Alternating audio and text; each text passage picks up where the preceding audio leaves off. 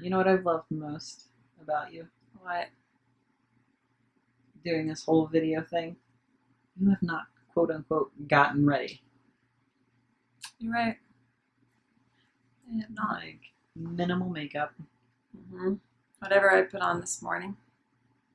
And you worked out. Yeah. No show. You didn't like Maybe straight your this isn't a hair. positive thing. Maybe I should put a little more effort. You're gonna waste water. You're gonna shower right before you go to bed, just like you do every night.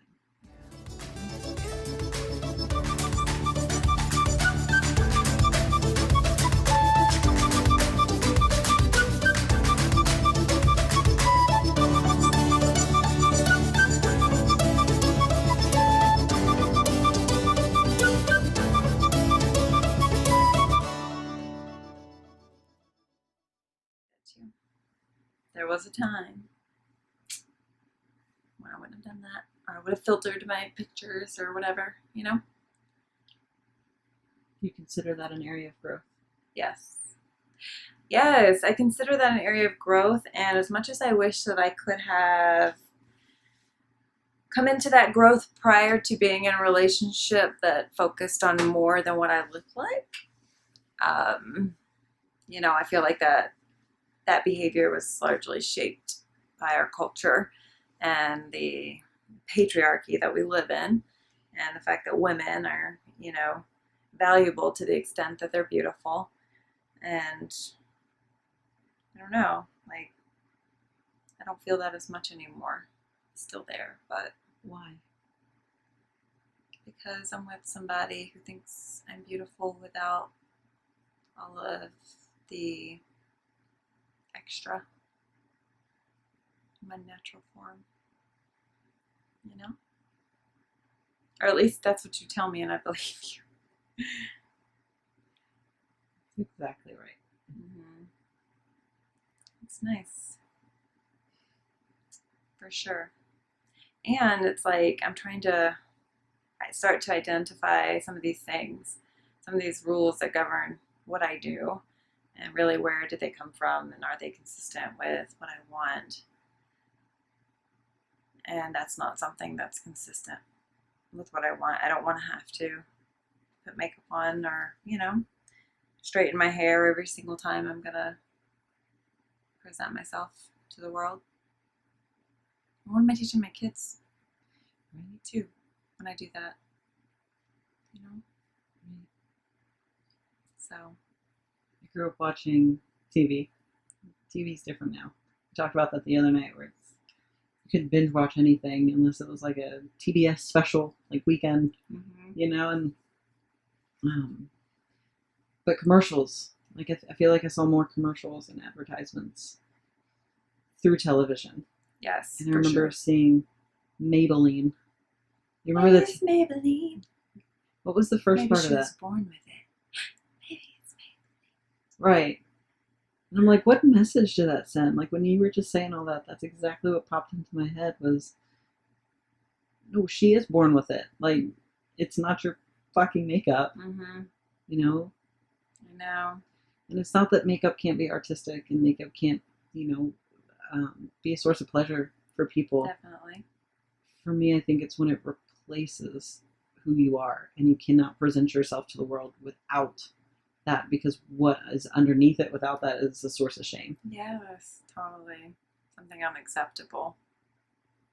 Yeah.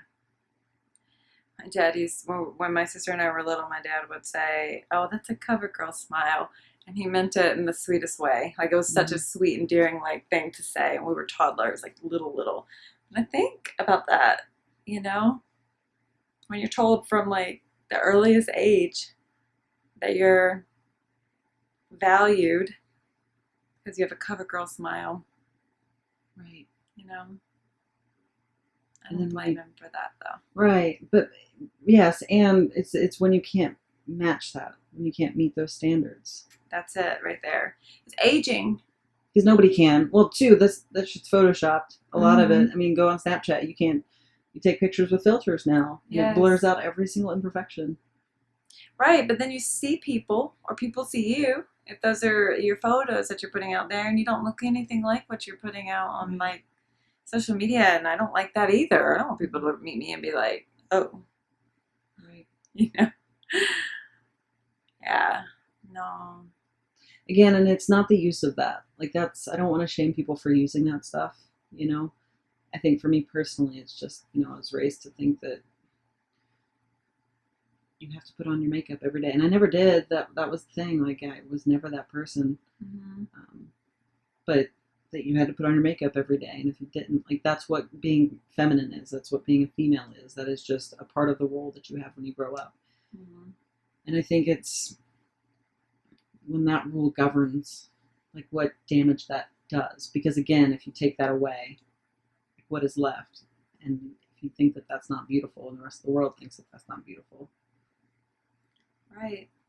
Yeah, but I think that based on my experiences, people who focus less on that, I'm not talking about people that struggle to like, because I've been there, I've been on both sides. I've been like, I filtered everything, like I went through probably a year and a half of that. And I actually had somebody reach out to me and say, stop filtering your photos. Like, don't do that. Really? Mm-hmm. I did. What was it like for you? I stopped filtering my photos. Why? Like what showed up? What showed up for me was that one, it was obvious that I was doing it. Like this was somebody who didn't see me, like hadn't seen me in a very long time. Not that this person's opinion was that important, because it definitely wasn't. But the fact that they reached out to me and said that was like, damn, like this is obvious, and I don't know. And I already had issues with it. It wasn't like I was like totally fine with it. I already had issues with it for the reasons that I mentioned. But there was this growing, I don't know, this social media, Mm-hmm. and when it makes it so easy to look just a little better, it can be hard to resist that. Right. Especially if you're insecure and, not fully accepting of yourself in your natural form or whatever. Well, I've seen all of you in all of your natural form. Quite a lot. And every bit of it is beautiful. Thanks.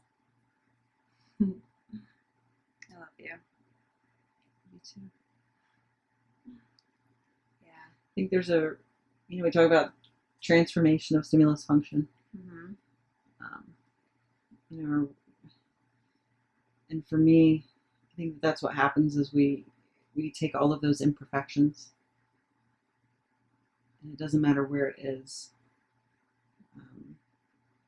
on our body, personality, whatever it is. And it's, we might see people put on makeup or models that look a certain way, and then that's what's described as beauty. And then it's like the stimulus for other things, like the function that transforms into something else. And I think that becomes such a source of anxiety, and I've seen that with you, fear around certain things.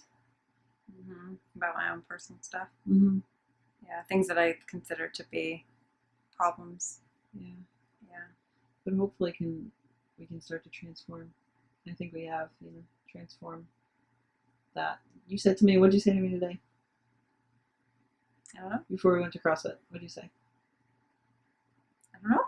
I don't remember. It was about your body. You don't remember? It was like a I big was thing. like, I like my body these days. Know what it is, but... And you said nothing has changed. Yeah. That's the thing that stood out to me. Mm-hmm. It wasn't that, 3 times at CrossFit made you feel stronger or you looked better or anything like that. It was like something, and I don't know if it's confidence or comfort or self-love. Yeah, I don't know either. Shifted. I don't know either, honestly. I just noticed that, like, feeling myself a little more than normal. We listened to, what was her name? You should remember, Jennifer. Dr. Jennifer Mullen. Dr. Jennifer Mullen on this, like, online talk or whatever that she was doing. And she made the statement that she realized something about, like, the white man is the one that, like, the that she had been trying to catch, or that people try to catch, right? And what that means to me is like white cisgender heterosexual men have like made all the rules that we live by, and we're trying to like break those. And those of us that are not in that dominant group, who don't want to live by the rules that have been set, and by religion and governments and all of that, which has been fully like controlled by men, are trying to break out of that. And I think hearing her say that was so empowering, because she's like, I don't want that to be my standard. Right. I don't want like a white man's opinion to be of me and what I look like, how I present to the world, to be the standard by which I live by. And that stuck with me, and I definitely feel that way, and that's definitely been the standard by which I have, regrettably, and I don't like to admit that because I'm a feminist. I think there's value and self-compassion in saying that you were raised a certain way, and that your learning history includes certain responses and certain frames and all of that, and that was out of your control for a long period of time. Mm-hmm. And now that you know, and you've made a choice, you're choosing something different. It's liberating.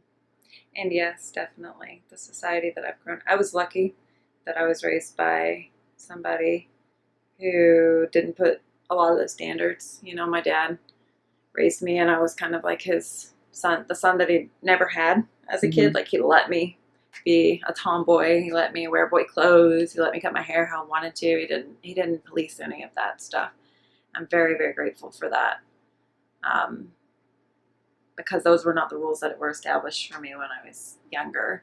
But definitely when I got older and I started to, like, as somebody who had very deficient social skills, through school, or not deficient social skills, I can't really say that, because I had social skills, I just had a lot of social anxiety and didn't fit in, or didn't feel like I fit in. A big part of learning how to fit in was learning those rules. It was like the reinforcement that I got when I did wear makeup, when my hair was highlighted. Like, I noticed people interacted with me differently, and so that got shaped over time, and it benefited me in some ways, like with a double-edged sword that also was harmful. But yeah, it's growth.